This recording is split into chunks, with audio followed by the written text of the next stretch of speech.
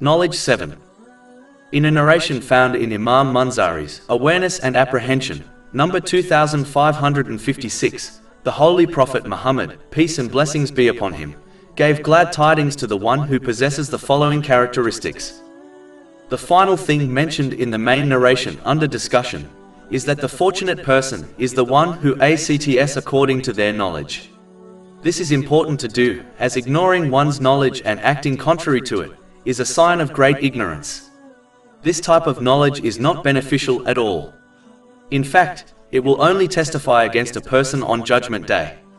Knowledge is only useful when it is correctly acted on, just like a map only leads to the desired destination when it is used.